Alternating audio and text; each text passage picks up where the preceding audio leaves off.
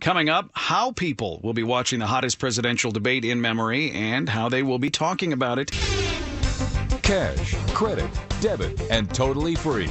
The WBBM Noon Business Hour continues. Tonight's presidential debate between Hillary Clinton and Donald Trump is not only a major broadcast media event, also a social media event, too. And for the audience, there are lots of options. Joining us to talk about it, Tim Hanlon, Managing Director with the Vertere Group here in Chicago. Tim, is there any way to really emphasize how big of an event this is turning out to be? Well, Cisco, I don't really know where you can turn to today or tonight, television or social media-wise, and not see this debate either being live streamed or discussed or both. It's a mammoth event, and I think it's probably unprecedented in terms of its ubiquity, in terms of television, live video streaming, and social media provision of the events tonight. I think it's going to be a gigantic audience across many different platforms, some of them new for the first time. Some are predicting in the 100 million range, maybe a third of the country paying attention to this debate tonight. But there are no commercials in the debate like there were during the primaries. What would it take for a TV network or a radio station or network or Facebook or Twitter? I mean, what would it take for them to really end up being a winner tonight? Well, I think winner is in the eye of the beholder. I think everybody's going to, in the media space, spin this, not unlike the candidates and their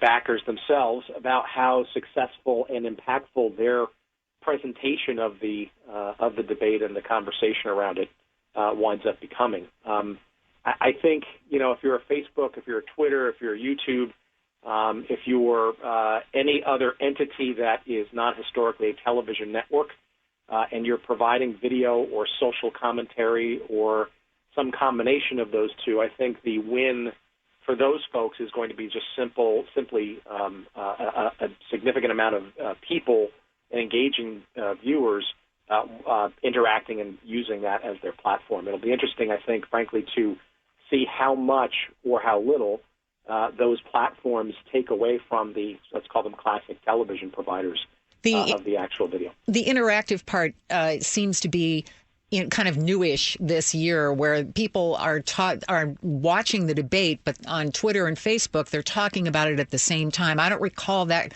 kind of activity 4 years ago. No, not 4 years ago, but Facebook has done a bit of experimentation, as has Twitter with their NFL coverage, with certain video events. The inauguration comes into mind, and some other things where they've tried to blend television video and social commentary. That can be a real boon for participants. It also can be a huge distraction for folks because they're maybe trying to focus on the actual discussion and the actual video versus the commentary of every Tom, Dick, and Harry that happens to be showing up and has an opinion. How are you going to watch it tonight? I'm going to try to avoid it. Is there a baseball game on? I think there's NFL football, maybe something else. You and two-thirds of the country, apparently. Right? I'm sure I'll find out about it after the fact very easily. So being at work, taking work home with you? Sure, absolutely. Thanks, Tim. Always appreciate having you on the show. Great insight. Tim Hanlon, Managing Director at the Vertere Group here in Chicago. Feels too much like work.